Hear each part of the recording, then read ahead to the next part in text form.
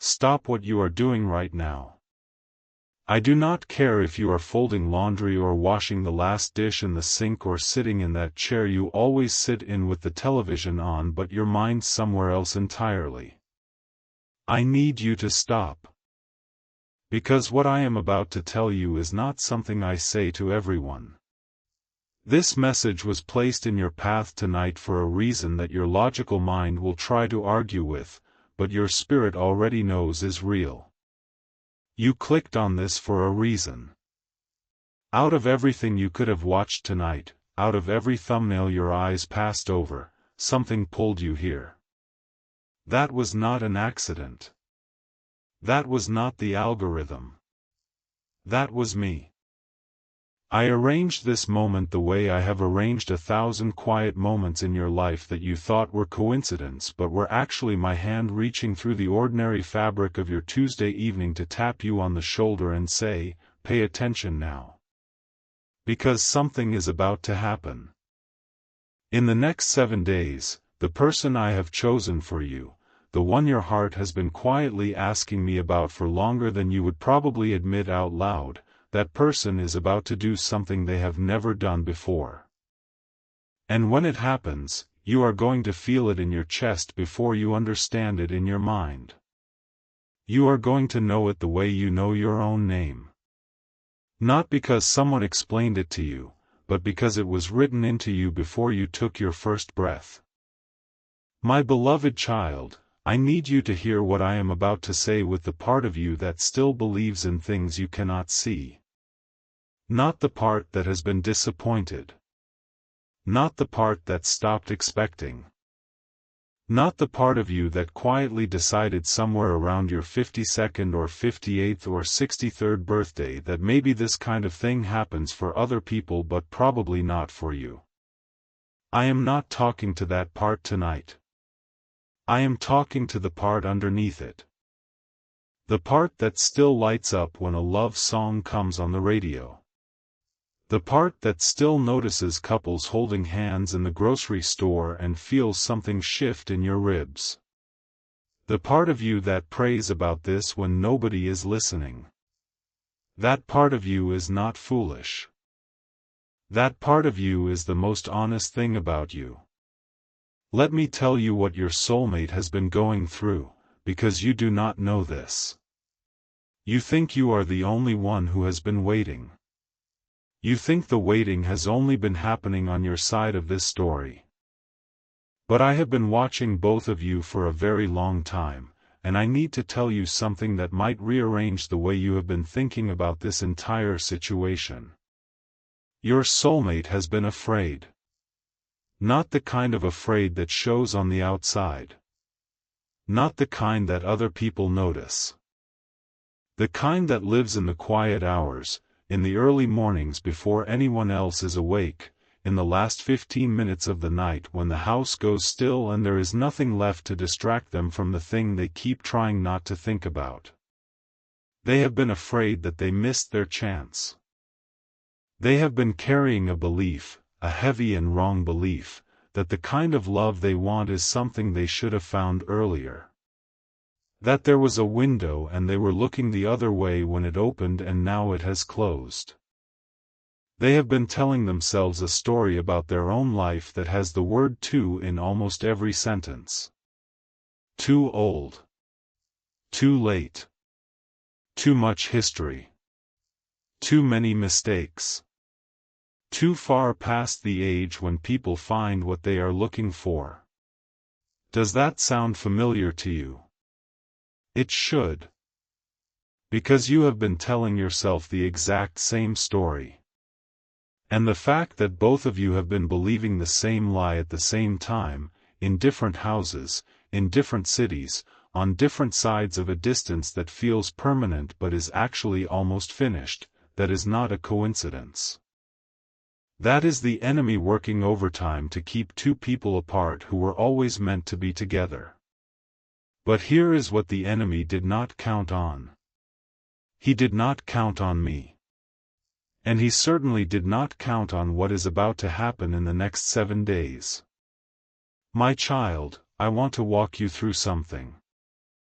I want to show you the exact shift that is taking place right now, at this very moment, in the heart of the person I have been preparing for you. Because there is a shift happening.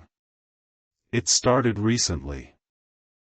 It started with something small that your soulmate cannot fully explain, a feeling they woke up with one morning that was different from the feeling they had been waking up with for months. A feeling that something was about to change. Not a thought.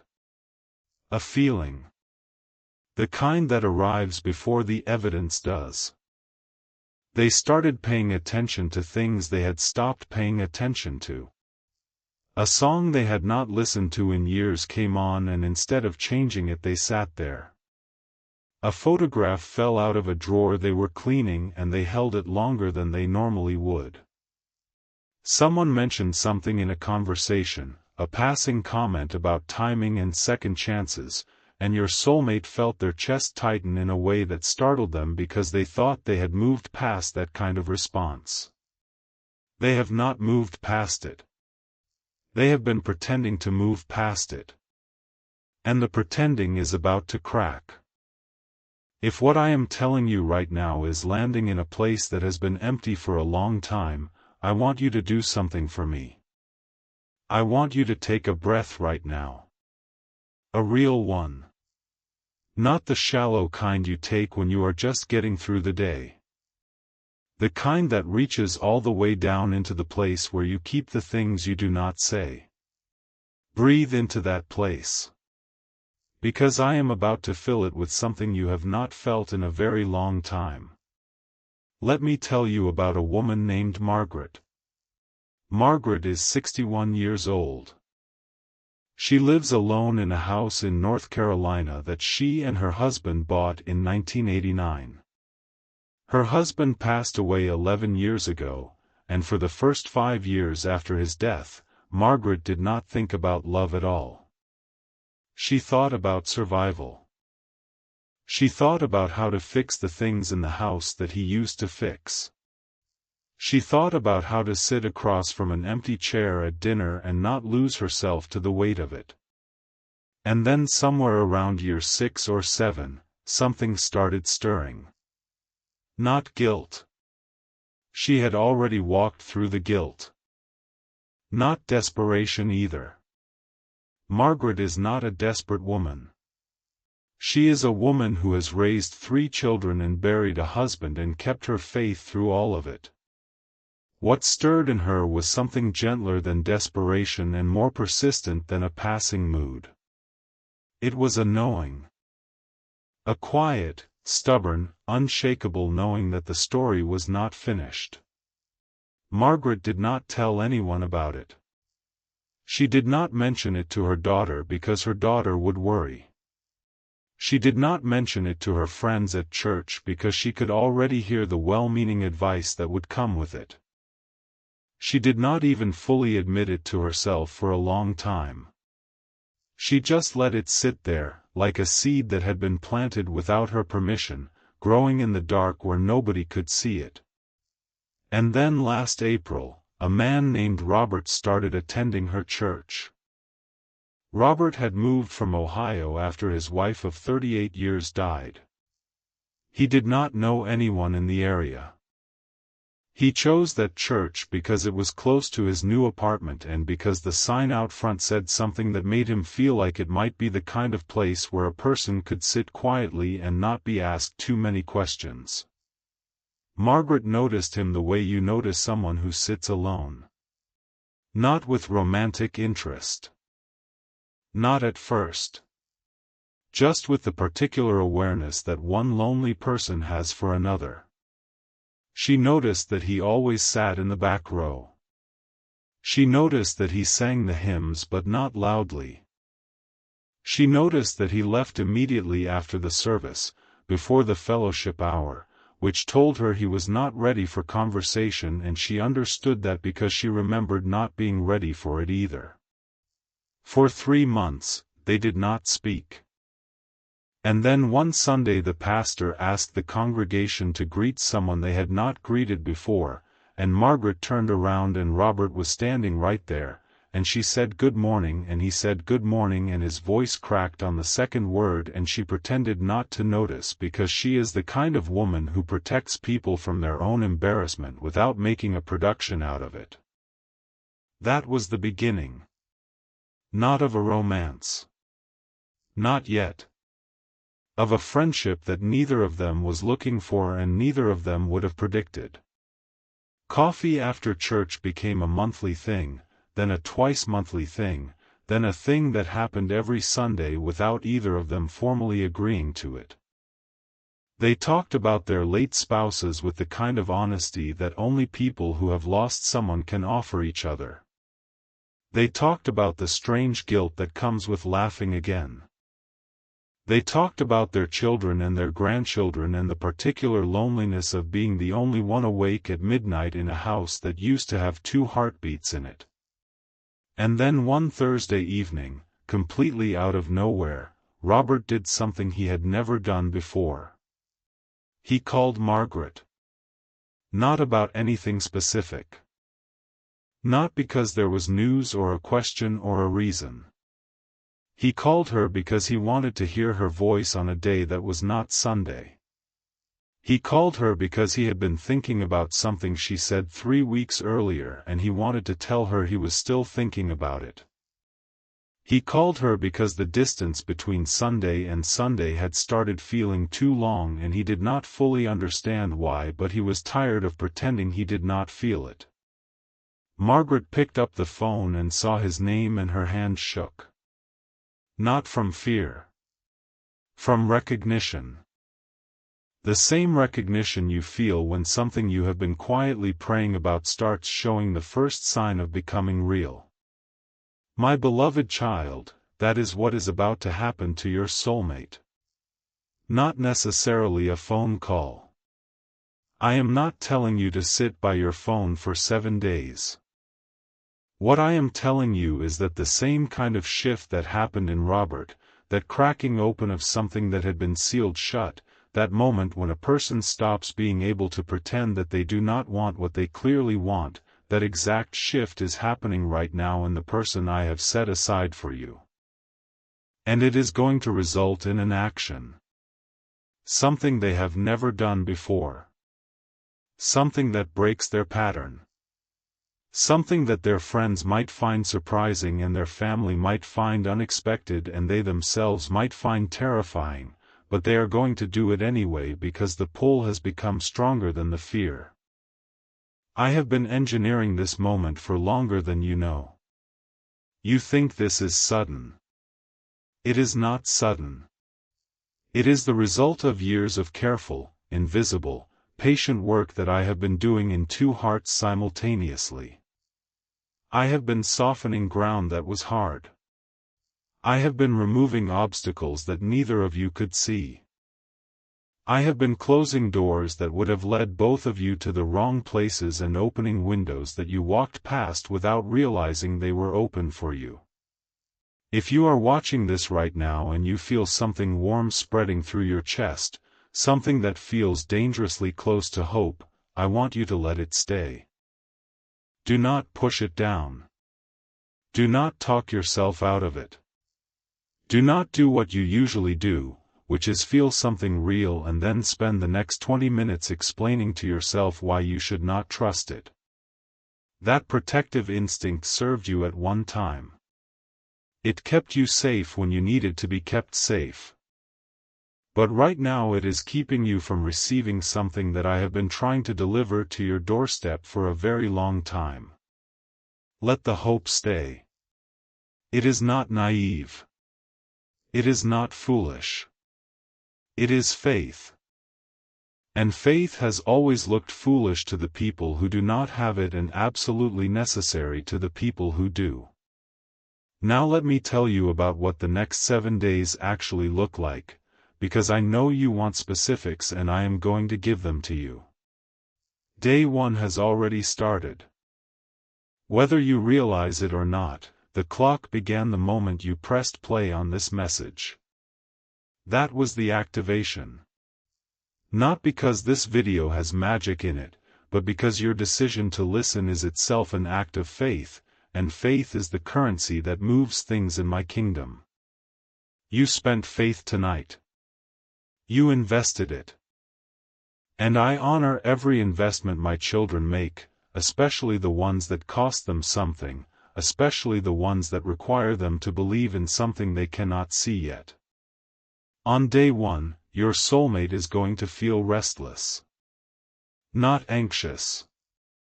Not worried. Restless.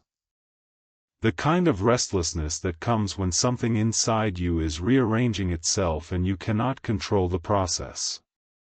They might clean something they have not cleaned in months. They might drive somewhere they do not normally drive. They might pick up their phone and open a message thread and type 3 words and then delete them and put the phone down and pick it up again 10 minutes later. They are being moved by something they do not have a name for yet. You have felt this kind of restlessness before. You know exactly what it feels like. The body knows before the mind does.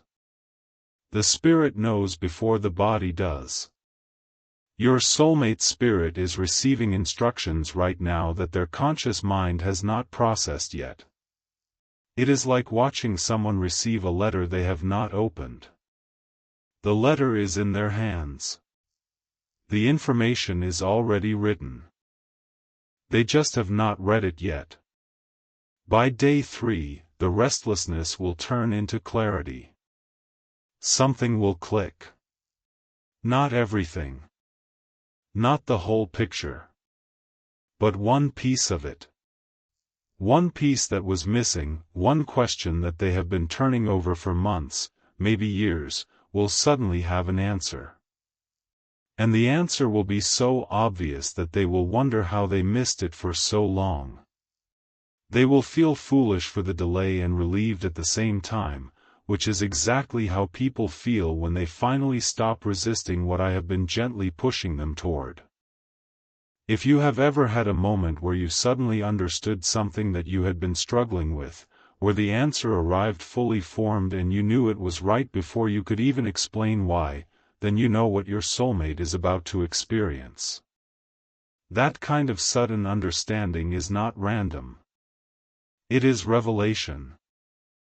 And I give revelation on my timeline, not yours, because I wait until the soil is ready before I plant the seed where it can actually take root. By day 5, your soulmate will take a step. A real step. Not a thought. Not a feeling. An action. They will do something in the physical world that reflects the change happening in their inner world. It might be a conversation they initiate with someone they trust. It might be a decision they make about their living situation or their schedule or their priorities. It might be something as seemingly small as going somewhere they have been avoiding or saying yes to something they have been saying no to for as long as they can remember. Whatever the step is, it will surprise them. And here is the part I want you to understand about this step. It is not the final step. It is the first one. It is the step that breaks the seal. It is the step that proves to their own stubborn heart that movement is possible, that change is not just something that happens to other people, that the story they have been telling themselves about being too late and too old and too damaged is a story, not a fact. And stories can be rewritten. By day 7, the landscape will be different.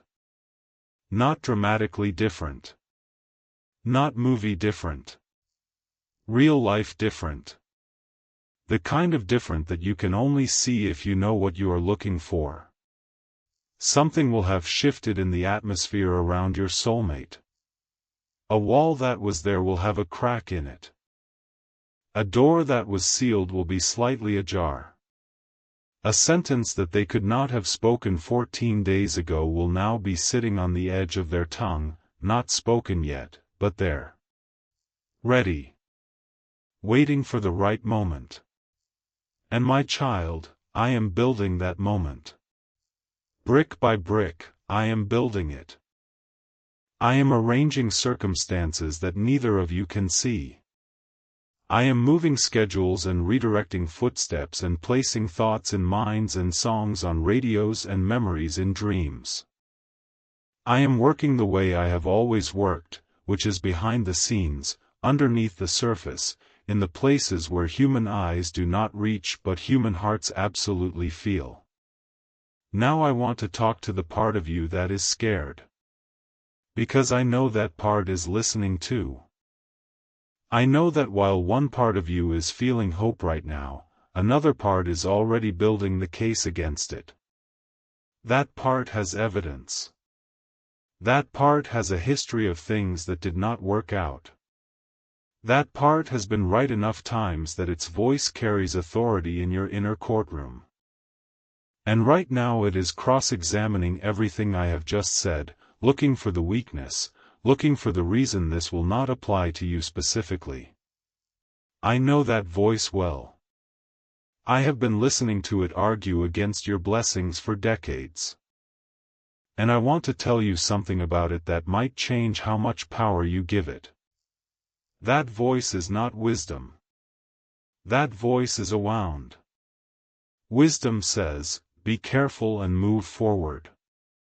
A wound says, do not move at all. Wisdom says, trust but verify. A wound says, do not trust anyone including yourself. Wisdom builds fences around gardens so things can grow safely. Wounds build walls around hearts so nothing can get in at all. You have been listening to a wound and calling it wisdom. And I am not angry at you for that. You built those walls because something hurt you. Something that should have been safe was not safe. Someone who should have stayed left. Something that should have worked crumbled. And you did the only thing a reasonable person could do with the materials available to them at the time. You protected yourself. But the walls have been up long enough. The threat has passed. The season that required that level of protection is over. And now the walls that once saved you are the same walls that are keeping out the very thing I am trying to send you. Let me tell you about a man named James. James is 57. He is a retired firefighter living in Arizona. He was married for 22 years and the marriage ended not because of anything dramatic but because of the slow and silent erosion that happens when two people stop being honest with each other about what they need. It was not a war. It was a fading. And by the time either of them acknowledged it, there was not enough left to rebuild. James spent 4 years after his divorce convinced that he was done. Not angry about it. Not bitter. Just done. He had made peace with it the way a man makes peace with a permanent injury. You do not like it, but you adjust your life around it and you stop expecting the thing you used to expect. He filled his time with his grandchildren and his fishing trips and his mornings at the diner where the same 4 men sit at the same table and talk about the same things and nobody asks anybody how they are really doing because that is not what the table is for. And then one morning at that diner, a woman walked in that James had never seen before. She sat at the counter alone and ordered coffee and read a book while she drank it and she did not look up once. James noticed her the way he notices most things, quietly, without drawing attention to the noticing.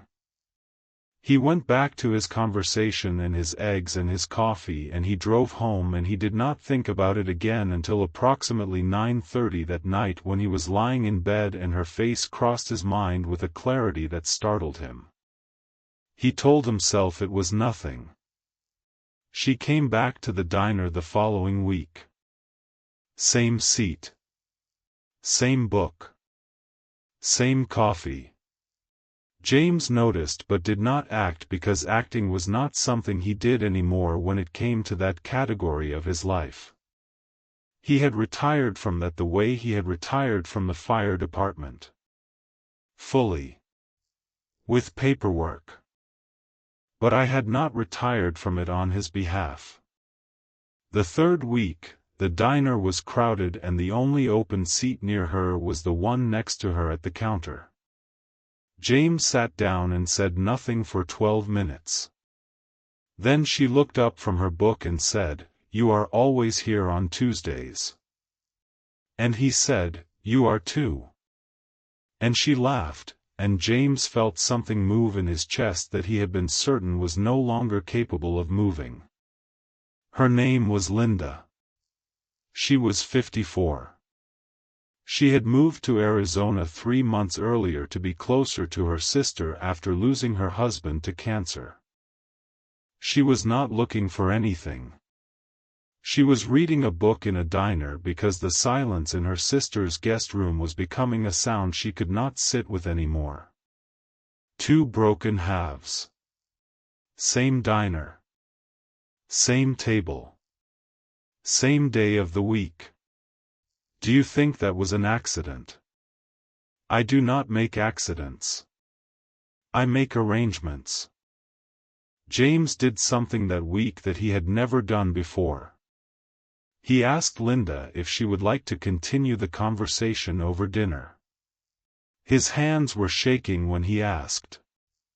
His voice did the thing voices do when they are carrying more weight than the words suggest. He was 57 years old and asking a woman to dinner, and he felt like he was 17 and terrified and alive in a way he had forgotten he could feel. She said yes. They have been together for 2 years now. Not because the timing was convenient. Not because either of them was ready in the way that magazines and advice columns say you are supposed to be ready. They are together because I brought two people to the same counter at the same diner at the exact moment when both of their walls had developed just enough cracks to let something through. That is what I do. I find the cracks. And I send love through them. And right now, in this very week, I am finding the cracks in your soulmate's walls. I have been patient with those walls. I have respected them. I have understood that they were built for legitimate reasons by a person who was doing their best with the pain they were handed. But the time for those walls is ending. Not because I am tearing them down by force. Because your soulmate is beginning to take them down from the inside. Brick by brick. Starting now. You might be wondering what you are supposed to do during these 7 days. I know you. I know that you are the kind of person who wants a list. You want action steps. You want to feel like you are contributing to the process rather than just sitting here waiting for something to happen. And I love that about you. I love that you are not passive. I love that you have always been the person who rolls up their sleeves and gets to work. But this is not a season for rolling up your sleeves. This is a season for surrender. Not the weak kind. The powerful kind. The kind that says, I have done everything I know how to do, and now I am going to trust the one who knows how to do what I cannot. That is not giving up. That is graduating from effort into faith. And faith moves things that effort cannot even touch. Here is what I want you to do during these 7 days. I want you to pay attention. Not obsessively. Not anxiously. The way a gardener pays attention to a plant that is about to bloom. With patience. With expectation. With the calm confidence of someone who planted the seed and watered it and knows that the process is working even when the surface looks unchanged. Pay attention to the people who cross your path this week.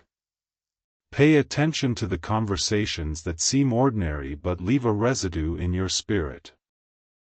Pay attention to the doors that open without you pushing them and the invitations that arrive without you requesting them.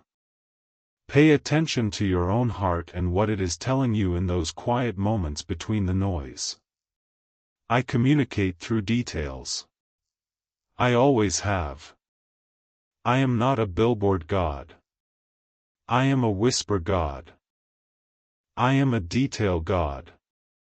I am the God who puts a specific bird outside your window at a specific time because I know you will see it and I know what it will remind you of, and I know that the reminder will give you exactly enough strength to get through the afternoon. I work in the small. I work in the specific. And this week I am going to be working in the small and specific details of your life with a level of intentionality that might take your breath away if you are paying close enough attention. Someone listening to this right now needs to hear something very specific from me, and I am not going to wait another minute to say it. You have been blaming yourself. You have been carrying a belief that the reason you are alone right now is because of something you did wrong. Some choice you made. Some person you trusted who turned out to be the wrong person. Some version of yourself that you look back on with embarrassment or shame or the quiet devastation of hindsight. You have been running the tape back, finding the exact frame where things went wrong, and pressing pause on that frame and staring at it and telling yourself, that is why. That moment right there. That is the reason I am here and not there. That is the reason I am alone. I want you to stop that tape tonight. Not because the mistake did not happen. Maybe it did. Maybe you did trust the wrong person. Maybe you did stay too long or leave too early or say the thing you should not have said or stay silent when you should have spoken. I am not here to rewrite your history. I am here to tell you that your history does not have the power to cancel your future. Not in my kingdom. Not under my watch. I am the God of second chances. And third chances. And 400th chances. I do not keep a tally of your wrong turns and use it to calculate your eligibility for love. That is not how I operate. I operate on grace, and grace means that the math of your past does not determine the outcome of your future. You are still eligible. At your age. With your history. With your scars and your wrinkles and your reading glasses and your medicine cabinet and your creaky left knee and your tendency to fall asleep during the evening news. You are still eligible for the kind of love that makes you feel like the whole world just got brighter by several degrees. And your soulmate, right now, tonight, is beginning to realize the same thing about themselves. That is the shift. That is the thing that is happening in these 7 days. Your soulmate is waking up from a long, self-imposed hibernation of the heart. They are blinking in the light. They are realizing that the door they thought was welded shut has a handle on the inside. And their hand is reaching for it. You are both waking up at the same time. That is not a coincidence. That is coordination. My coordination. I have been waiting for both of you to reach this specific level of readiness at the same time, because bringing two people together when only one of them is ready creates pain, not love. I needed both hearts open. Both walls cracking. Both spirits willing. And I have it now. I have it as of this moment. And I am moving. Let me tell you about Ruth and Boaz. Ruth was a widow. She had lost her husband and she had followed her mother-in-law Naomi to a land that was not her own. She was a foreigner. She had no status, no wealth, no connections, no path forward that made logical sense. By every human measurement, her story was over. She was gleaning in fields, which means she was picking up the leftover grain that the harvesters dropped, which was the ancient equivalent of living on what other people decided they did not need. And it was in that exact position, in the lowest and most unlikely chapter of her life, that I brought her to the attention of Boaz. Boaz was a man of standing. A man of resources. A man who could have chosen anyone. And he noticed Ruth. Not because she was performing for his attention. Not because she had dressed up or positioned herself strategically or done any of the things that the world tells you to do when you want someone to see you. He noticed her because she was faithfully doing the next right thing in the middle of a season that gave her no evidence that the next right thing would ever lead anywhere. That is the kind of noticing I specialize in. And that is the kind of noticing your soulmate is about to experience. Not because you did something dramatic. Because you kept showing up. Because you kept your heart open when closing it would have been so much easier. Because you are sitting here right now, watching this, choosing to believe that the story is not over, and that single act of faith is louder in the spiritual realm than you can possibly imagine. I want to give you a picture of what is coming. Not the whole picture. I never give the whole picture at once because human hearts cannot hold it. I give pieces. I give enough for the next step. I give the flashlight, not the floodlight. But what I give is accurate, and what I give is true, and what I am giving you tonight is something you can carry into bed with you and hold against your chest like a letter from someone who loves you more than your body can process. What is coming is warmth. The specific kind of warmth that you have not felt in so long that you have almost forgotten what it feels like. The warmth of being known by someone who chooses to stay after they know you. The warmth of hearing your name in a voice that carries weight and tenderness at the same time. The warmth of being in a room with someone and feeling the room change because they are in it. The warmth of knowing that when you wake up tomorrow, there is someone on this earth who went to sleep thinking about you. That warmth is closer than it has ever been. And I know what you are feeling right now. I can feel it from here. You are feeling that dangerous mixture of hope and terror that happens when something you wanted and gave up on starts looking possible again. Your chest is tight. Your eyes might be doing something you were not planning on them doing. Something in you is opening up and another part of you is trying desperately to close it again because the last time you opened up it cost you something you are still paying for. I see both parts. I love both parts. And I am telling the part that wants to close, gently and firmly and with all the authority I carry, it is safe to open now. Not because the world has become safe. The world has never been entirely safe and it never will be. But because I am standing between you and the thing you are afraid of, and nothing gets through me that I have not already approved, and I have not approved heartbreak for you in this season.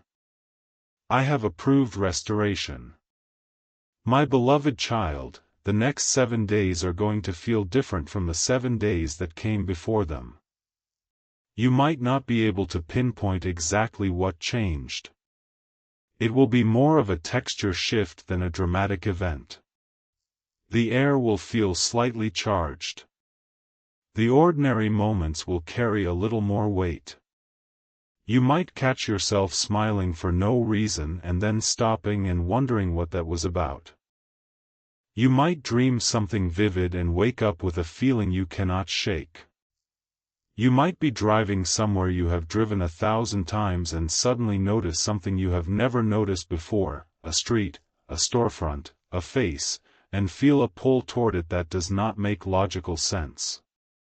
Follow the pull. Not recklessly. Not abandoning your judgment. But with openness. With curiosity. With the willingness to be surprised. Because I am about to surprise you, and the surprise will not look like what you expected, and that is how you will know it is from me. My gifts rarely arrive in the packaging you were looking for. They arrive in the packaging I chose, which is always better than what you would have chosen, even though it takes you a minute to see it. I want to speak to the widows listening right now. I know there are many of you. I know the particular weight of what you carry. I know that the word soulmate brings up someone specific, someone whose absence is the loudest sound in your house, someone whose side of the bed you still do not cross, someone whose coffee mug you cannot bring yourself to put in the donation box because putting it in a box would make it final in a way that you are not ready for it to be final. I am not replacing them. Nobody replaces what you had. That love was real. That history was real. The decades and the inside jokes and the way they knew how you took your coffee and the way you knew the sound of their breathing when they were asleep, that was sacred. I am not overwriting it. I am not asking you to forget it or minimize it or file it away as a completed chapter. It is not a completed chapter. It is a chapter that changed form. They are still part of your story. They will always be part of your story. But the story has more pages. And what I am writing on the next pages does not erase what was written on the previous ones. It builds on them. It honors them. It takes everything you learned about love from the person you lost and carries it forward into a new context that will feel different and unfamiliar and possibly even guilt-inducing at first, but will eventually feel like what it actually is, which is a gift from someone who loves you too much to let you spend your remaining years in a silence that was never supposed to be permanent. Your late husband or your late wife would not want the silence to be permanent either. You know that. In the deepest and most honest part of your grief, you know that the person who loved you as completely as they did would never choose this emptiness for you. They would want the laughter to come back. They would want the warmth. They would want someone to notice when you're tired and bring you water without being asked. They would want someone to sit with you on the porch in the evening and talk about nothing and everything the way you used to do when the light was golden and the world felt smaller and kinder than it actually is. My child, I am sending that person. Not as a replacement. As a continuation. As evidence that my plan for your life did not end when your spouse's earthly life did. As proof that there is more ahead of you than behind you, even now, even at your age, even with everything you have already been through. Let me tell you about your soulmate's heart as it exists right now, tonight, in this very hour. It is tender. Not weak. Tender the way soil is tender after the rain has softened it. Ready to receive something that it could not have received 6 months ago or a year ago or 5 years ago. The timing matters. I am a God of timing, and I do not rush the process even when my children beg me to, because premature delivery harms more than it helps. But the timing is now. The soil is ready. The seed has been planted. And in 7 days, the first green shoot is going to break the surface. Tiny. Almost invisible. Easy to miss if you are not paying attention. But real. Alive. Growing in a direction that nothing but sunlight grows. Your soulmate, somewhere tonight, is feeling something they cannot explain. They might be watching something on their own screen and feeling the same kind of tug that brought you here. They might be lying in bed looking at the ceiling and asking the same questions you have been asking. They might be sitting in a parked car staring at the steering wheel because they felt something shift and they needed a moment before they went inside, because if they went inside too quickly they would lose the feeling, and they did not want to lose it because it was the first real thing they had felt in months. They are as real as you are. They are as scared as you are. They are as ready as you are, even though they would not use that word yet. Even though ready is not how they would describe themselves if you asked. They would say uncertain. They would say cautious. They would say I do not know. But underneath all of those words is a readiness that their mouth has not caught up to yet. Let me tell you about another couple because I want you to see that this is not rare. This is a pattern. My pattern. There was a woman named Patricia in Michigan. 63 years old. She had been divorced for 9 years, and in those 9 years she had built a life that looked complete from the outside. She had her book club and her garden and her 2 cats and her Sunday routine and her Wednesday lunch with her friend Diane and her Friday evening glass of wine on the porch watching the neighborhood settle into the weekend. Every slot was filled. Every hour was accounted for. And nobody knew that she cried in the shower on Thursday mornings. Not every Thursday. But enough Thursdays that it had become a kind of appointment she kept with herself. A scheduled collapse.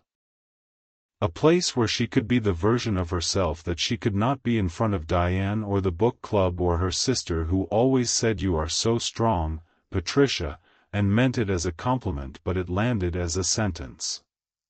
"You are so strong" meant you are not allowed to be anything else. Patricia had decided that love was something she had already used her allotment of. Like a coupon. One per customer. She had used hers on a man who turned out to be the wrong man, and now the coupon was expired and there was no manager to appeal to. She was wrong about the coupon. She was right about there being a manager to appeal to. She just did not know she was talking to him every Thursday morning in that shower. And then her car broke down. Not metaphorically. Actually broke down. On a Tuesday afternoon in October, on a stretch of road between the grocery store and her house.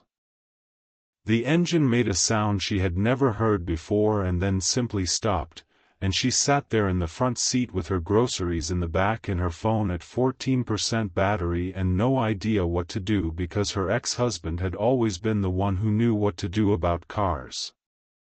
She called a tow truck. The driver was a man named Gerald.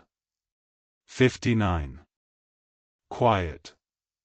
Polite in a way that felt earned rather than performed.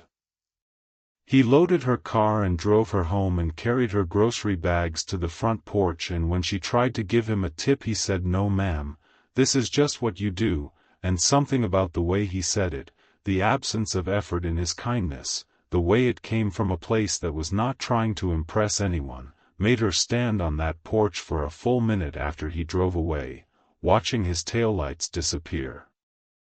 She thought about him that night. Not romantically. Not yet.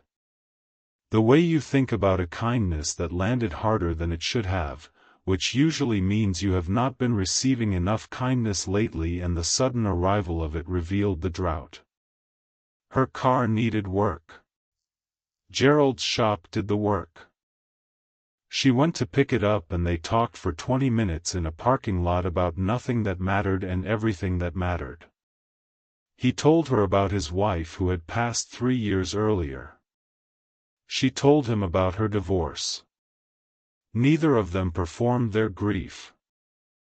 They just handed it to each other the way you hand someone a heavy bag, not because you want them to carry it forever, but because your arms need a break.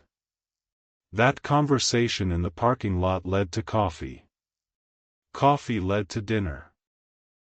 Dinner led to a phone call every evening at 8:30 that became so reliable that on the one night Gerald did not call because he fell asleep early, Patricia could not sleep until she heard from him. They have been married for 14 months now. Patricia told me something in her prayers recently that I want you to hear. She said, "Lord, I spent 9 years thinking the shower was the only place I could be honest. And now I have someone I can be honest with at the kitchen table." The kitchen table. That is where real love lives. Not in the dramatic gestures. Not in the grand arrivals. At the kitchen table at 8 in the morning with the coffee going and the newspaper open and the cat on the counter where the cat is not supposed to be, and the quiet comfort of a person who saw all of you and chose all of you and keeps choosing all of you every morning without making a speech about it. Your soulmate is being prepared for your kitchen table. And you are being prepared for theirs. I want to speak now to the men listening to this tonight. I know there are men here. I know you are fewer in number, but I know you are here because the loneliness of a man over 50 is one of the most underreported epidemics in this country. I know that you were taught by your fathers and your culture and your own stubborn pride that needing someone is a weakness. I know that you measure yourself by what you can handle alone and that asking for companionship feels like admitting that you could not handle it. You could not handle it. Not because you are weak. Because you were not designed to handle it alone. I did not build you for isolation. I built you for partnership. I said it at the very beginning of the story, before there was religion or doctrine or denomination or debate. I looked at the first man I ever made and I said, it is not good for him to be alone. That was not a suggestion. That was a diagnosis. Isolation is not a character trait. It is a condition. And I am the cure. You have been sitting in your recliner or your truck or your workshop or your garage, which has become less of a workspace and more of a hiding place, and you have been telling yourself that you are fine. And fine is the most dangerous word in a man's vocabulary because it sounds like an answer, but it is actually a door being closed. Open the door. Not for a stranger. For me. Open the door for me and let me show you what I have on the other side of it. I promise you it will not make you less of a man. It will make you more of one. The strongest men I have ever worked with are the ones who had the courage to admit that strength without tenderness is just armor, and armor gets very heavy when you sleep in it every night. Your soulmate needs your strength and your tenderness. Both. In the same person. At the same time. And you have both. You have just been showing only one of them because someone along the way told you the other one was a liability. It was never a liability. It is your greatest asset. And the person I am bringing into your life is the person who will finally make it safe for you to use it. Now let me tell you about something else that happens in these 7 days that you might not expect. You are going to feel grief. Not the grief of loss. The grief of transition. The grief that comes when you are leaving a season that was painful but familiar and entering a season that is promising but unknown. Your body has been living in survival mode for so long that the possibility of something good actually triggers an alarm system, because your nervous system does not know the difference between excitement and danger. They feel the same in the body. Rapid heartbeat. Shallow breathing. The urge to flee. When you feel that, do not obey the urge. Sit with it. Breathe through it. Name it out loud if you need to. Say, this is not danger, this is change, and my body has not learned the difference yet. Give yourself permission to be excited and terrified at the same time. Give yourself permission to cry about something that has not happened yet.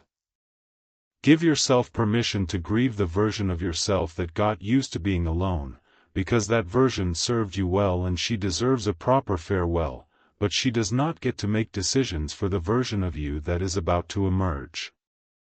The emerging version is braver. The emerging version has all the wisdom of the wounded version but none of the paralysis. The emerging version can look at an open door and walk through it without spending 6 weeks analyzing whether the door is trustworthy. The emerging version can receive love without interrogating it first. That is who you are becoming this week. Not next month. Not next year. This week. In these 7 days. The transformation has already begun. You would not be listening to this if it had not. The fact that you are here, that you stayed this long, that you did not turn it off when the hope started feeling dangerous, that is the evidence. You are already becoming the person who is ready for what I am sending. I want to tell you one more story before I make my final promise to you tonight. There was a man in Scripture whose name was Jacob. Jacob spent years working for something he wanted. He worked 7 years for the woman he loved and then was given the wrong woman and had to work 7 more. 14 years of labor for one promise. And Scripture says something remarkable about those 14 years. It says they seemed to him like only a few days because of the love he had for her. Your waiting has not been 14 years of nothing. Your waiting has been 14 years, or 9 years, or 22 years, of becoming. Every lonely night added a layer of empathy that you will need in your next relationship. Every disappointment taught you what you will not tolerate and what you will treasure. Every tear watered the soil that is about to produce the most beautiful thing you have ever grown. Nothing was wasted. I promise you, on my name, which is the only name I have ever given, nothing was wasted. And when you meet them, when your eyes finally lock with the eyes of the person I chose before either of you were born, you are going to look back at all those years and they are going to feel like a few days. Not because the pain was not real. Because the love will be that much bigger. There is something else I want to address tonight because I can feel it sitting in this room like a guest nobody invited. Some of you are wondering if you deserve this. Not in a dramatic way. Not in the way that makes for a good testimony. In the quiet, private, 3 in the morning way that nobody else ever hears. You are lying in bed running through the inventory of your life and checking it against some invisible standard of worthiness and concluding, based on evidence you have collected against yourself over decades, that you probably do not qualify for the thing I am describing tonight. You remember the marriage you could not save. You remember the children you feel you failed. You remember the promise you broke or the person you hurt or the years you spent living in a way that you would never admit to the people who sit next to you at church. You have a list. It is long. You have memorized it. You review it on the nights when sleep does not come easy, which is most nights, and the review always ends the same way. With a verdict. Let me overturn that verdict right now. I do not operate a merit system. I never have. If love were distributed based on performance, nobody on this planet would receive it, because nobody on this planet has performed perfectly. Love is not a reward for the people who got it right. Love is a gift for the people who need it, which is every single breathing person including the ones who think they have disqualified themselves. You have not disqualified yourself. Not with the divorce. Not with the affair. Not with the years of numbness. Not with the drinking or the anger or the depression or the season when you stopped going to church because you could not sit in that building and feel anything at all. Not with any of it. I watched all of it happen, and not once did I put a line through your name in my book and write the word ineligible next to it. That word does not exist in my vocabulary when it comes to my children. You are eligible for love at 60. You are eligible at 67. You are eligible at 74. You are eligible with your scars and your stretch marks and your thinning hair and your blood pressure medication and your bifocals and your 2 replaced knees and the way you sometimes forget why you walked into the kitchen. You are eligible with all of it. Every single imperfect, aging, beautiful, sacred inch of you qualifies. Because I am the one doing the qualifying. And I qualified you before you were born. If that hits you in a way that makes your eyes sting right now, good. Let them sting. That is not weakness. That is your heart recognizing the truth after spending too long listening to a lie. Now someone watching this tonight needs to do something for me. If you have a friend, a neighbor, a mother, a sister, anyone who you know is sitting in that chair tonight carrying this same weight, I want you to be brave enough to send this to them. Not because you know it will fix everything. Because you know what it feels like to sit in that chair alone and you would not wish it on anyone, and the simplest form of love is sometimes just saying, I thought of you tonight. You do not need to write a long message with it. You do not need to explain why. Just send it. And let me do the rest. I am going to close with a promise tonight. Not a vague promise. Not a someday promise. A specific promise tied to a specific time frame. In the next 7 days, something is going to happen that you did not initiate, that you did not orchestrate, that you could not have manufactured if you tried. Something that carries my fingerprints. Something that arrives with a weight and a warmth that tells you immediately that it did not come from the ordinary machinery of your daily life. It came from somewhere else. It came from above. It might be a person. It might be a message. It might be a memory that surfaces with new meaning.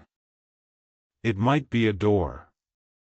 It might be a feeling so strong and so specific that you know, the way you know gravity exists, that something just changed in the trajectory of your life. When it happens, do not dismiss it. Do not explain it away. Do not let the wound voice talk you out of it. Do not do what you have done before, which is feel something real and then bury it under 6 layers of reasonable doubt. This time, hold it. Keep it. Let it warm you. And then take the next step, whatever the next step is, with the knowledge that you are not stepping alone. I have gone ahead of you. I have already walked the road you are about to walk. I have already smoothed the parts that would have tripped you. I have already spoken to the people you are about to meet. I have already planted seeds in conversations you have not had yet. The future you are afraid of is a future I have already furnished, and when you get there, you are going to look around and realize that someone has been preparing this room for a very long time. That someone is me. And I do good work. My beloved child, I know you are tired. I know the waiting has cost you things that nobody sees. I know there are nights when the house is so quiet that you can hear your own heartbeat and it sounds lonely.